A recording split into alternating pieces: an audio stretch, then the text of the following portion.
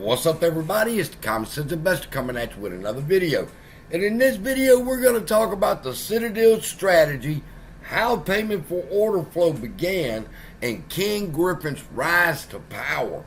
I'm going to try to accomplish all of that in about 7 minutes. So let's get started.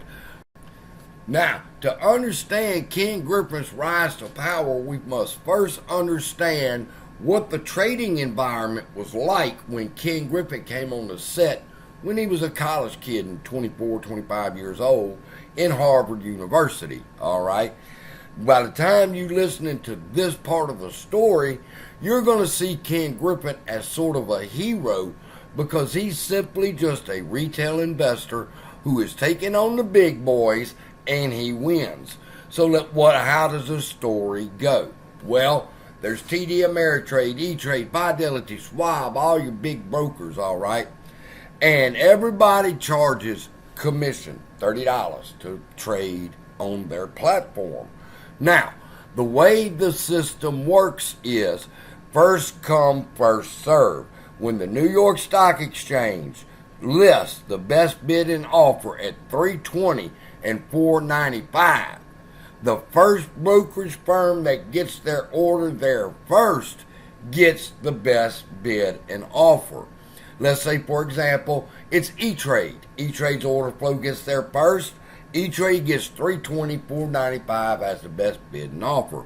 Now, if they traded 2 million shares and then the price would move up to $322 and $497 is the new best bid and offer by the time E-Trade's order flow got through being filled.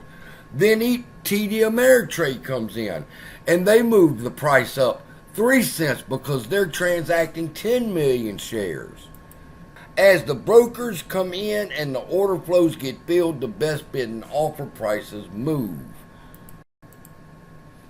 Now, enter Flash Boys by Michael Lewis. It's the story of the evolution of each broker's attempt to get their order to the exchange first so that they could take advantage of the best bid and offer before the others could move the price. Now, I don't know what happened here. Did all of the brokers get comfortable just charging $30 commission fees and crap like that?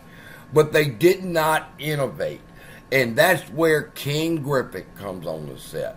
As a young man, 24, 25 years old, all right, in Harvard University, figures out how to beat them in the race to the exchange.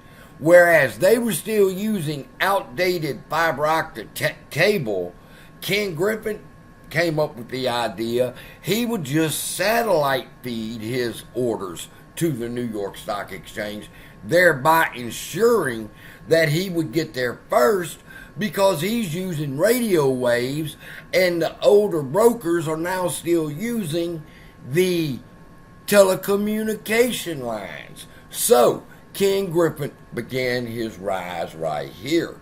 The more popular he became because his hedge fund was beginning to make so much money. Why? He was able to get his order flow to the exchange first and take advantage of the national best bid and offer price before the exchanges could get theirs there first. Now, it wasn't long, of course, before they finally caught on to what King Griffin was doing, and then everybody switched over to using satellite feed to get their information to the New York Stock Exchange and the other exchanges so that they could take advantage of the national best bid and offer. So now everybody's on the same footing again. What was King Griffin going to do? How was he going to evolve to make his firm stick out more than the other firms when it came to the New York Stock Exchange? All right? That's understanding that King Griffin has now moved up. He's no longer some Harvard little punk that convinced his dean to put a satellite up on the dorm, all right, to where he could front run these brokers for the best bid and offer. He's one of them now. And now he has to compete along with them to get his orders to the New York Stock Exchange. So what is his next evolution in his plan?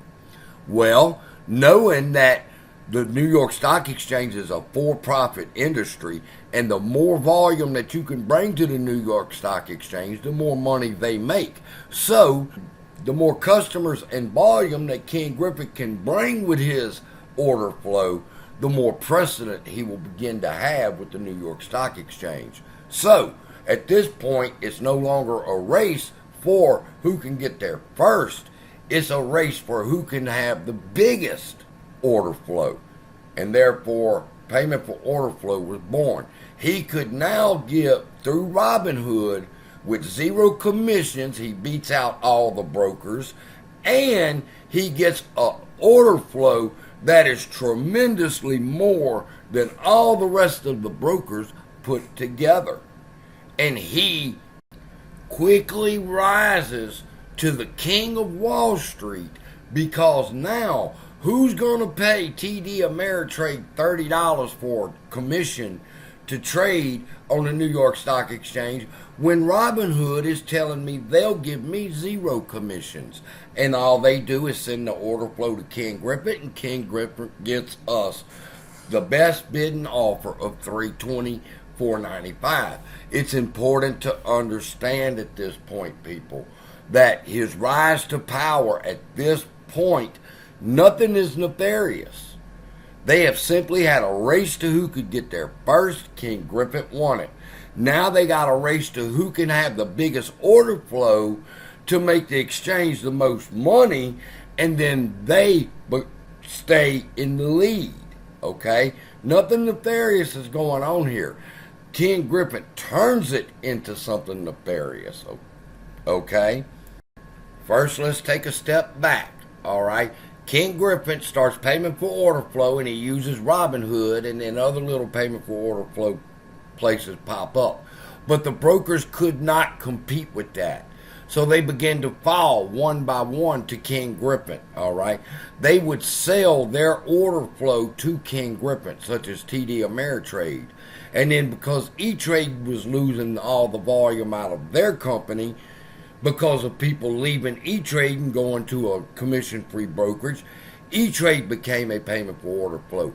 They would sell Ken Griffin their order flow in exchange for a profit.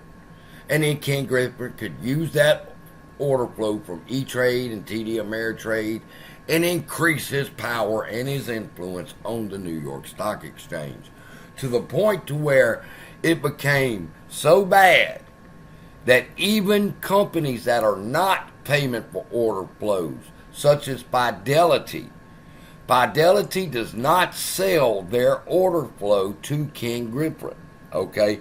They give it to Ken Griffin. The question you have to ask is why?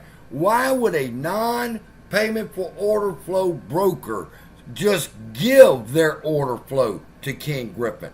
Why not profit off the millions of dollars that they can make off of the payment for order flow? Several reasons. Number one is the stigma of it, all right? People don't like payment for order flow brokers, so they tended more to run to places like Fidelity that don't sell their order flow. No, dummies, they give it away. They give it to Citadel. The question is why? Well, to answer that, you got to back up all the way to the beginning of the story again, and remember, it's who can get their order flow to the exchange first.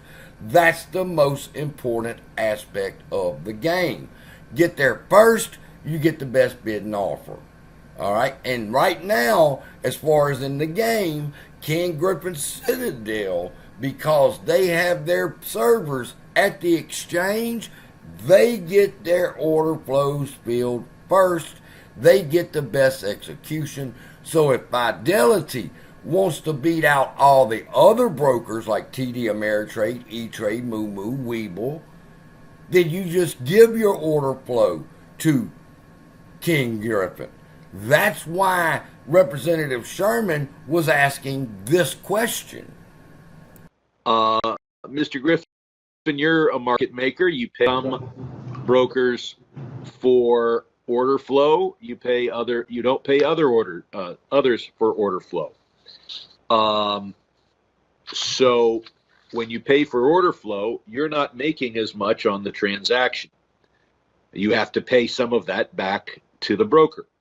So if you get an order from Fidelity and you get an order from Robinhood and you're paying for the Robinhood order flow, is the Robinhood customer getting as good a price as the Fidelity customer? Now, that was the most intelligent question that was asked at that hearing. All right? You got a payment for order flow, Robinhood. You got a non-payment for order flow, Fidelity. Both give their order flow to King Griffin. Who gets better execution, Fidelity customers or Robinhood customers? And King Griffin refused to answer that question. All right? Because the obvious answer is Fidelity. But now the question is, why would Fidelity do it? It's a race again, people. The person who gets their order flow to King Griffin first wins the race. So, with brokerage firms like TD Ameritrade and E-Trade turning to payment for order flow, sending their order flow to King Griffin so that they can get executed first, how does Fidelity gain an edge over all these payment for order flow brokers? They give their order flow to Citadel. They don't accept a payment for it. They said, fill our order first and we will give it to you. Why does Fidelity give them the order flow? For the simple reason that it's a race to now not only get it to the exchange, but to get it to the market maker and to be first maker. And the best way to be first is if everybody else is being paid for their order flow, we'll just give it away. So that's why Fidelity does what they do. They have to bow down to King Griffin and Citadel or one of the other market makers, to be fair, all right, if they're going to want to get the national best bid and offer price. So that's the history of King Griffin, the rise of payment for order flow, and people like Fidelity give them their order flow. So with that, we'll talk more about this topic later. Love y'all. Be blessed. See you in the next video.